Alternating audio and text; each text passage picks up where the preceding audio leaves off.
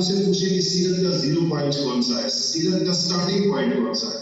تو وہ ہے سورہ بقرہ کی وہ آیت وَإِذْ قَالَ رَبُّكَ لِلْمَلَائِكَةِ إِنِّي جَاعِلٌ فِي الْأَرْضِ خَلِيفَةً، اور جب تمہارے رب نے فرشتوں سے کہا کہ میں زمین پر اپنا خلیفہ بنانا چاہتا ہوں،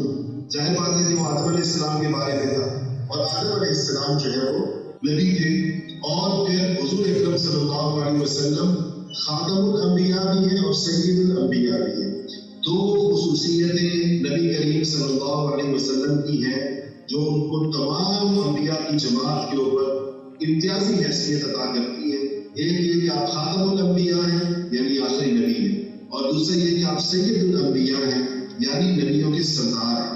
اچھا، آدم علیہ السلام خلیفہ کہلائے کیونکہ اللہ تعالیٰ نے پہلا انسان آدم علیہ السلام کو بنایا، اور ان کو جو بنائے جانے کا جو مقصد تھا وہ یہ اللہ نے ایک ہی لفظ کے اندر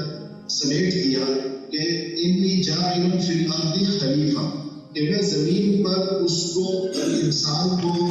اپنا نائب بناؤں گا، اس کو زمین کے اوپر میں اس کو ایک اقتدار اور حکومت دوں گا، ساری زمین پر اس کو تصرف دوں گا، اس کو اس زمین کو اور اس کی حکومتوں کو مسخر کرنے کی صلاحیت دوں گا۔ اس بنیاد پر یہ انسان جو ہے یہ اللہ جل شانہ کا خلیفہ کہلاتا ہے اور کہلائے گا۔ اب یہ جو اللہ تعالیٰ اس سے کیا چاہتے ہیں کہ آتے خلافت سے اللہ جل شانہ زمین کے اوپر قسط اور عدل، قرآن کے الفاظ ہیں، یعنی اللہ تعالیٰ زمین پر انسان کو اپنا نائب بنانے کا مقصد یہ تھا کہ یہ انسان زمین پر عدل کا نظام قائم کرے گا۔ تو آدم علیہ السلام پہلے نبی تھے، اور پھر بیچ میں بہت سارے انبیاء آئے، اور پھر آخر کے اندر سب سے آخر کے اندر ہمارے آقا و مولا محمد مصطفیٰ احمد مصطفیٰ صلی اللہ علیہ وسلم تشریف لائے۔ آدم علیہ السلام کے بعد جو دوسرے بڑے مشہور نبی آئے ان کا نام تھا نوح علیہ السلام۔ نوح علیہ السلام کو آدم ثانی بھی کہا جاتا ہے کیونکہ نوح علیہ السلام نے 900 سال محنت کی، اور اس کے نتیجے میں کوئی 80-85 لوگ مسلمان ہوئے، اور باقی لوگوں پر تمام محنتوں کا جب نتیجہ نہیں نکلا اور وہ لوگ اپنی سرکشی سے باز نہیں آئے اور نسل در نسل گمراہی کی طرف چلتے رہے، تو نوح علیہ السلام نے اللہ تعالیٰ سے ایک دعا مانگی، اور وہ دعا یہ تھی کہ ربی لا تذر علی الارض من الکافرین دیارا، یا اللہ اب ان کا کوئی گھر دنیا کے اندر بستا ہوا مت چھوڑ۔ اور اللہ جل شانہ نے اس کے نتیجے میں ان 80-85 لوگوں کے علاوہ سب کو تباہ و برباد کر دیا، ختم کر دیا۔ ان 80-85 لوگوں سے 88 لوگوں سے اللہ جل شانہ نے اس دنیا کو دوبارہ آباد کیا۔ اس لیے نوح علیہ السلام کو آدم ثانی کہتے ہیں کہ دنیا دوبارہ ان کے 80-85 لوگوں سے دنیا دوبارہ آباد ہوئی ہے، اس سے ان کو آدم ثانی کہتے ہیں۔ نوح علیہ السلام کے بعد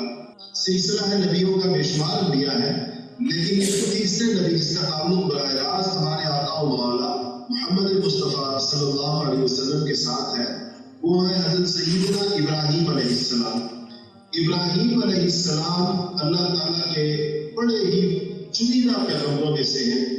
5 پیغمبر جو بڑے کہے جاتے ہیں، کیونکہ قرآن سے پتہ چلتا ہے کہ نبی شرف نبوت میں تو سارے برابر ہوتے ہیں، لیکن اللہ تعالیٰ کے ہاں فضیلت کے اندر ان کے درجات مختلف ہیں۔ تلک الرسل فضلنا بعضهم على بعض، اللہ فرماتے ہیں تلک الرسل فضلنا بعضهم على بعض، یعنی یہ نبیوں کی جماعت ہے اور یہ انبیاء ہے، اور ہم نے ان میں سے بعض کو بعض پر افضل بنایا ہے، بعض کو بعض سے افضل بنایا ہے، بعض کو بعض پر کچھ کو کچھ پر فضیلت عطا فرمائی ہے۔ اب تو ان انبیاء میں سے جو فضیلت اونچے درجے والے ہیں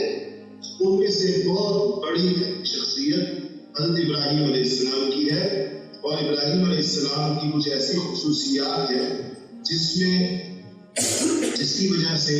آپ دیکھیں کہ ہم درود پڑھتے ہیں تو کیا درود پڑھتے ہیں، حالانکہ کتنے سارے نبی گزرے ہیں، لیکن ہم پڑھتے ہیں کہ اللہم صلی علی محمد وعلی آل محمد کما صلیت علی ابراہیم وعلی آل ابراہیم انک حمید مجید، اللہم بارک علی محمد وعلی آل محمد کما بارکت علی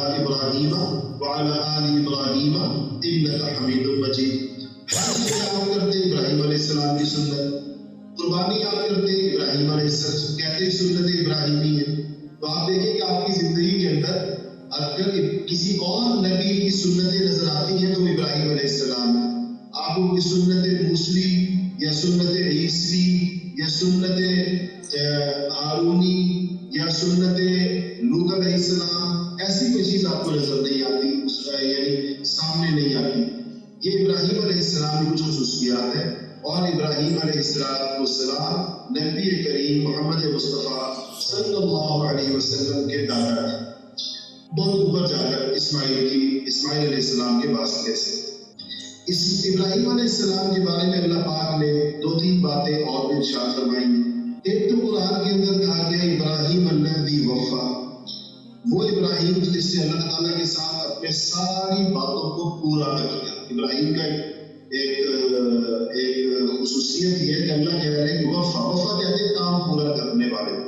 اسی سے لفظ وفا نکلا، اسی سے وفاداری نکلا.